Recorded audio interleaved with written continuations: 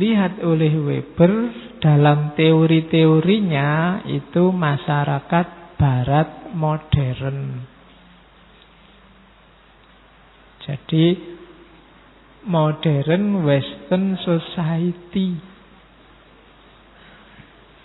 Weber ini lahir 1864 abad 19 ketika Barat sedang puncak-puncaknya modern dan sains sedang jaya-jayanya.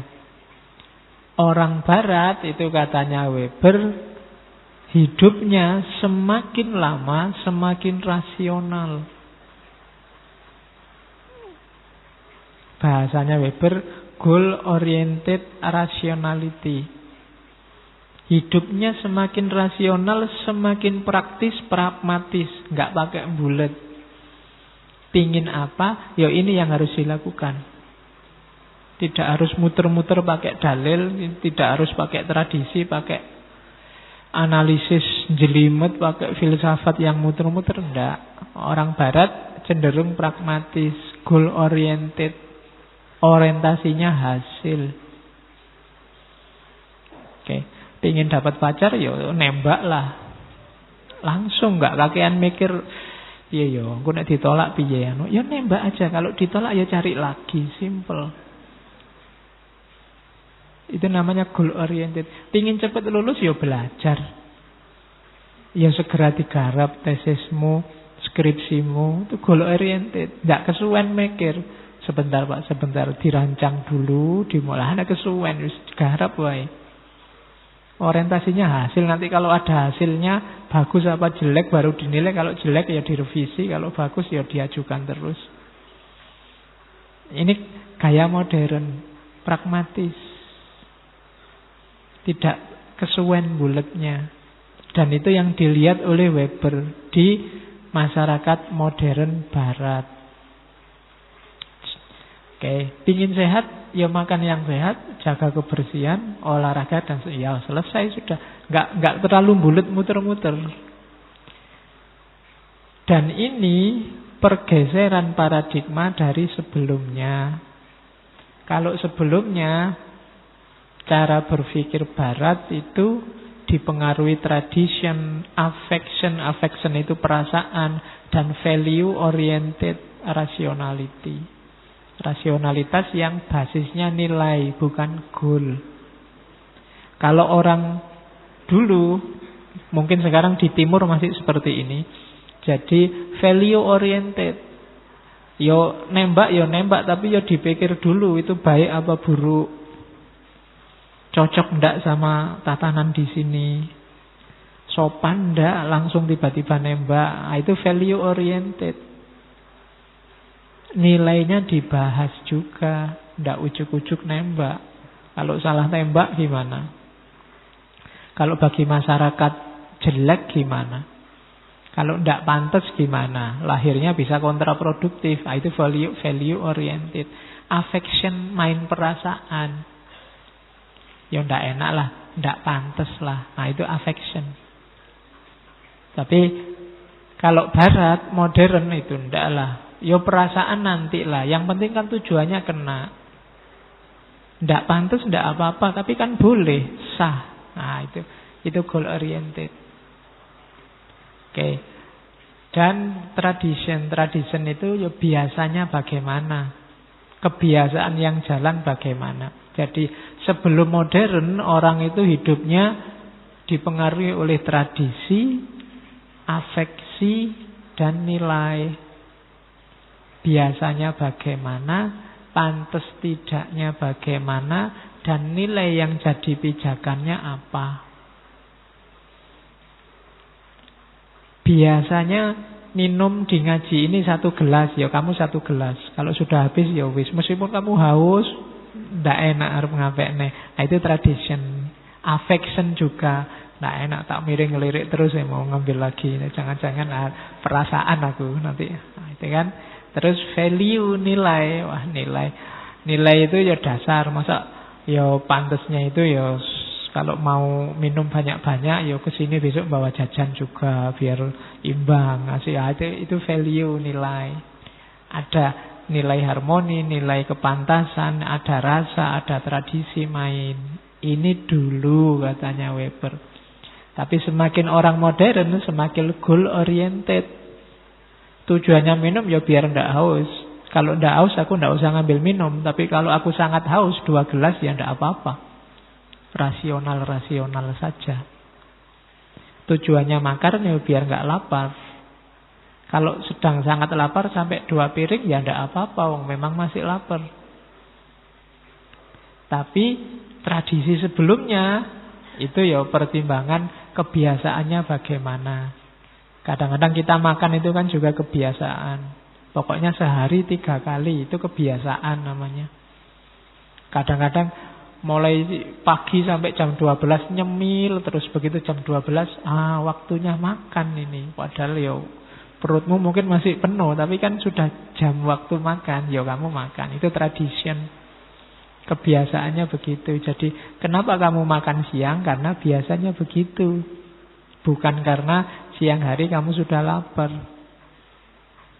Affection juga begitu. Urusannya rasa. Lagi-lagi pakai rasa. Dan value. Jadi yang dilihat oleh Weber sekarang masyarakat barat yang semakin modern. Dan ini kayak banyak filosof barat yang lain bahwa sejarah itu berkembang ke arah yang lebih rasional. Kayak Hegel itu kan dia juga bilang sejarah berkembang ke arah yang lebih rasional. Darwin dengan evolusinya juga melihat organisme itu berkembang ke arah yang lebih rasional.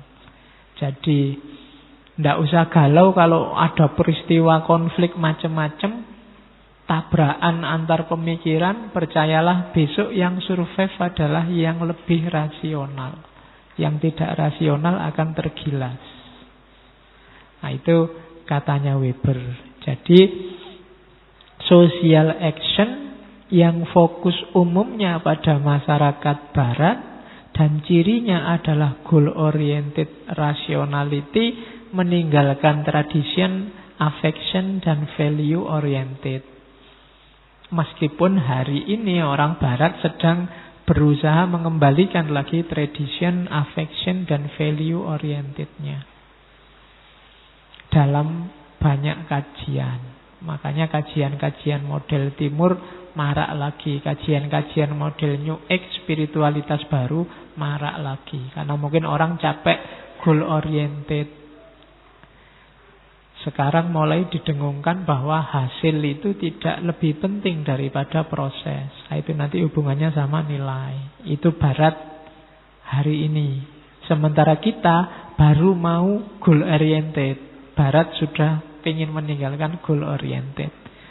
Nah, ya enggak apa-apa. Nanti yang kita tinggal diambil oleh barat, terus kita pakai miliknya barat.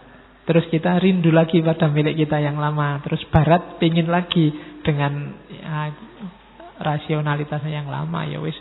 Itu bagi Ibnu Khaldun ya sejarah itu memang kayak gitu, muter.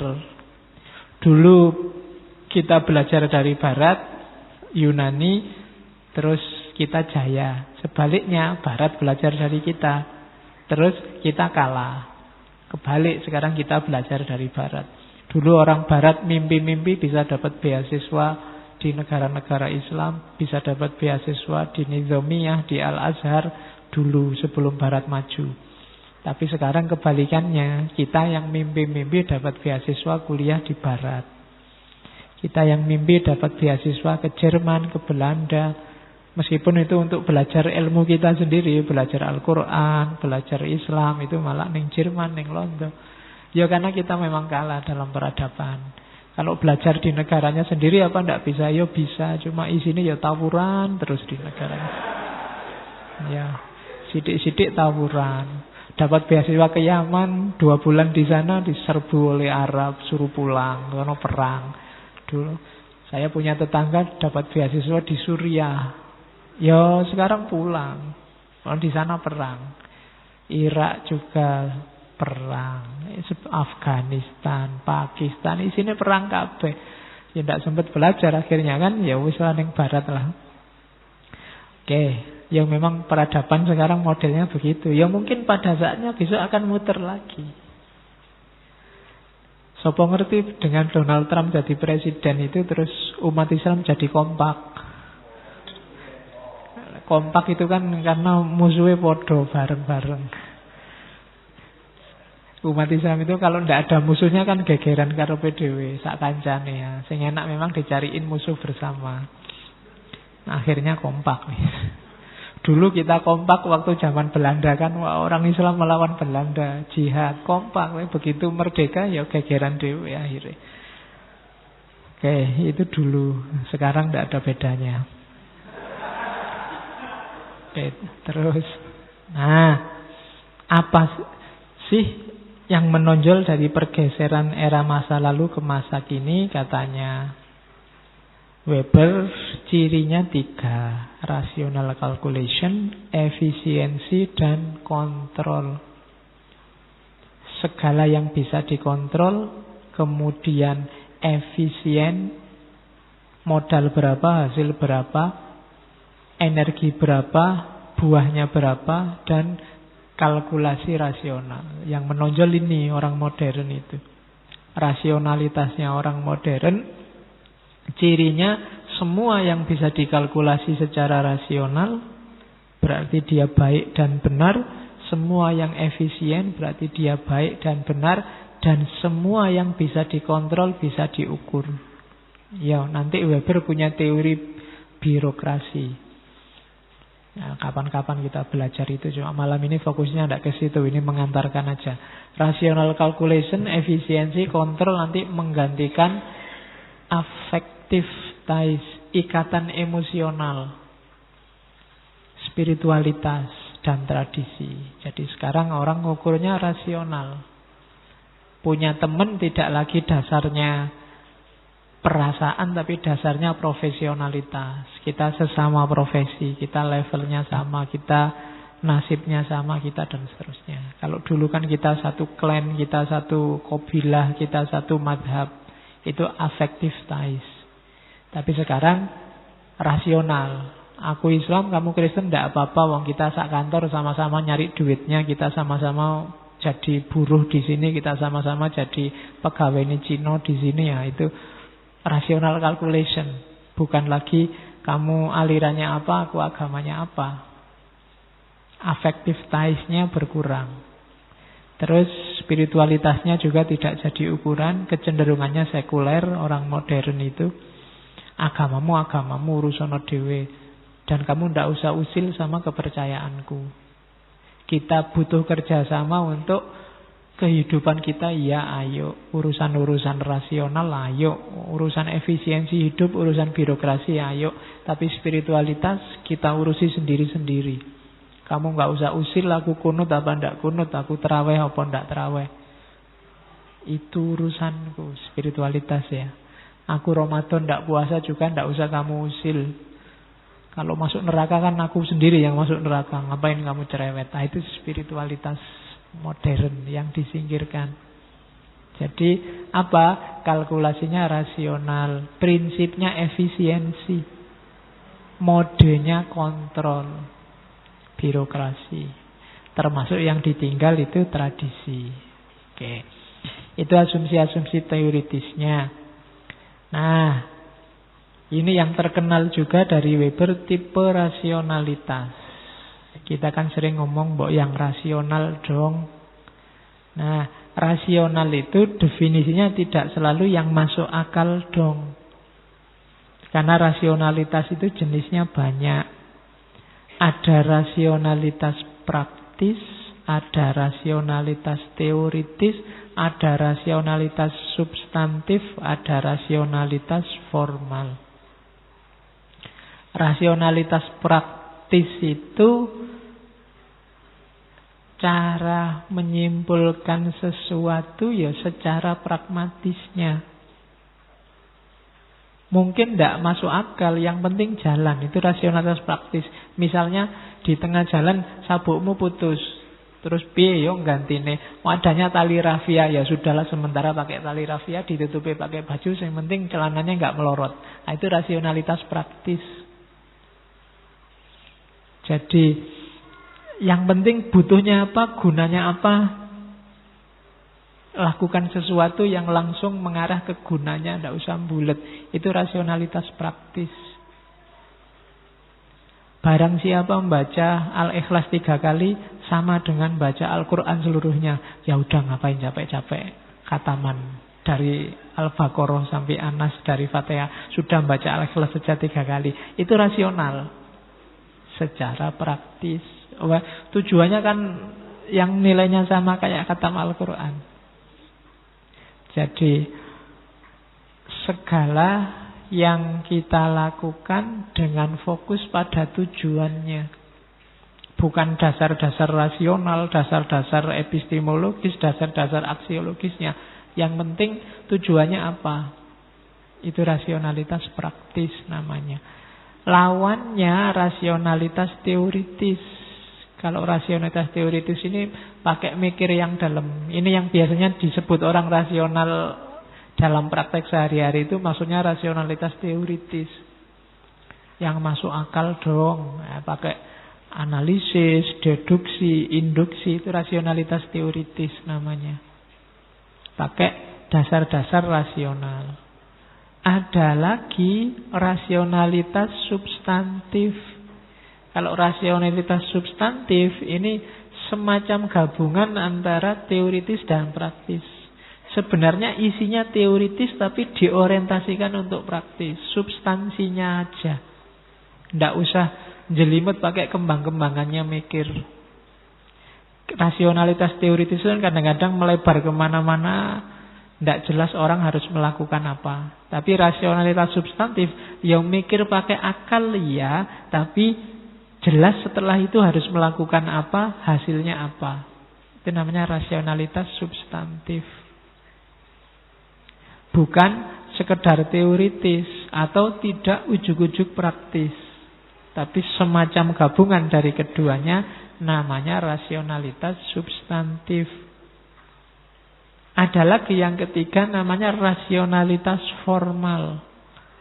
Rasionalitas formal itu kayak kamu memenuhi aturan. Misalnya kuliah pakai sepatu. Itu kan mungkin secara teoritis kamu susah nyambungnya. Hubungannya apa Pak kuliah sama sepatu? Apa kalau nggak pakai sepatu ilmunya nggak bisa masuk? Kamu kan judek mikir itu sejak dulu, mau protes tapi rawani. Nah, jangan khawatir kalau kamu pakai sepatu. Itu ya tetap rasional kok. Namanya apa? Rasionalitas formal. Karena mungkin di kampusmu ada aturan formal yang mewajibkan mahasiswa harus pakai sepatu. Tidak boleh pakai kaos oblong misalnya. Cuma tidak ada larangan celana. Jadi kuliah harus pakai celana itu kelihatannya tidak ada. Kalau pakai sepatu yang ada. Jadi kamu boleh besok kuliah nggak pakai celana. Kan nggak ada aturannya, nggak pakai celana, pakai baju yang bagus dan ya pakai sepatu. Oke, itu rasionalitas formal namanya. Demo harus selesai jam 6, maghrib tit harus bubar. Terus kamu tanya dalilnya, dalilnya mana, dasarnya apa, rasionalitasnya di mana. Justru kalau malam itu nggak panas kita lebih semangat demonya. Nah itu jawabanmu gitu, mungkin benar jawabanmu itu rasionalitas teoritis. Tapi yang dituntut saat itu rasionalitas formal. Sama kayak kamu apel harus pulang paling malam jam 9. Jam 10 tidak boleh. Mungkin kamu bisa bantah pakai dalil macam-macam. Pulang jam 9 itu belum dapat apa-apa Pak, baru dapat ngobrol itu, belum dapat yang lain-lain. Oke. Enggak, itu aturan. Jadi pulang aja enggak apa-apa. Rasional itu namanya rasionalitas formal. Jadi rasional itu enggak selalu yang masuk akal. Ada kalanya praktis. Gitu loh. Kamu kok enggak masuk akal gitu sih, masa makan langsung di wajan. Lu enggak apa-apa, itu namanya rasionalitas praktis. Piringnya raono, makannya langsung di wajan, enggak masalah. Secara teoritis salah, namanya wajan buat masak kok buat makan. Tapi secara praktis benar, itu namanya rasionalitas praktis. Nah, itu tipe-tipe rasional. Kayak kamu bulunya ayam kamu pakai garuk-garuk di telinga itu kan. Itu rasionalitas praktis namanya. Tujuannya ada bulu itu tidak untuk garuk-garuk telinga. Itu ayamnya bisa tersinggung. Tapi kan kamu pakai itu karena kamu sedang butuh.